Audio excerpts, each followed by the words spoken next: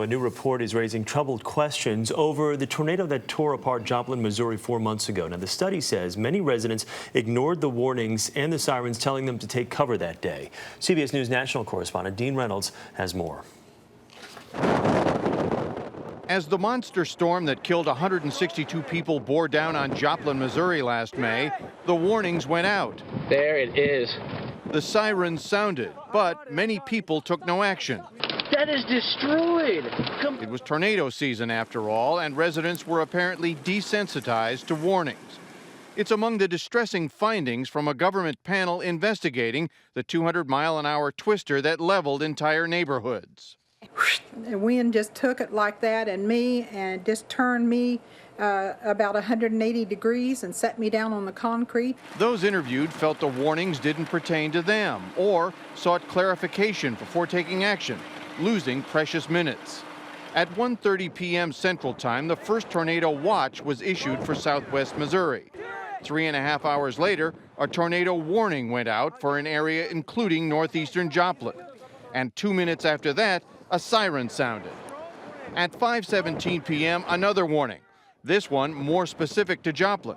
17 minutes later, the tornado touched down as another siren sounded. By then, officials said, the destruction was underway. Officials said it was unclear whether a slow response cost lives, but they are investigating the wording of their warnings and the tones of their sirens, changes that might help the public differentiate between merely a powerful storm and a man-killing tornado, and answer the question, does this really affect me? Dean Reynolds, CBS News, Chicago.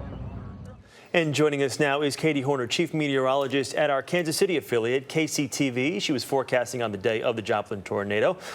Katie, good morning. Good morning, Chris. My question to you is, the number of the people that I spoke with in Joplin after the tornado said, well, you know, we heard the sirens, but we really didn't take them seriously. And there was other people, like we mentioned in the piece, that didn't hear the sirens. So what can you do? What can be done for a community like Joplin to make sure they take these warnings seriously when they do hear these sirens, even though they hear them with such regularity out there?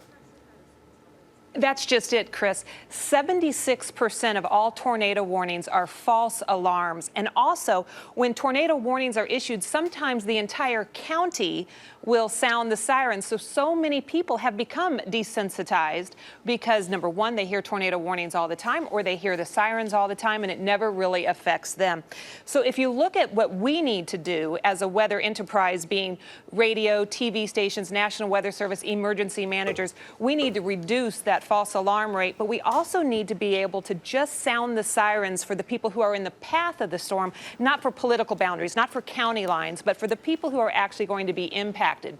We need to change the wording, as you heard, of our warnings. Instead of just saying there's a tornado coming, we need to be very specific. This is a tornado that has destroyed homes. Get in your basement immediately. We found that it takes sometimes up to 9 proof of danger before people will take action, so we need to reduce that.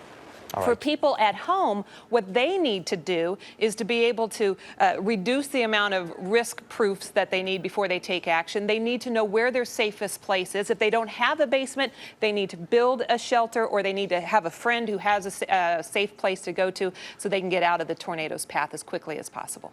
Katie Horner of our affiliate KCTV in Kansas City for us this morning. Katie, thank you very much.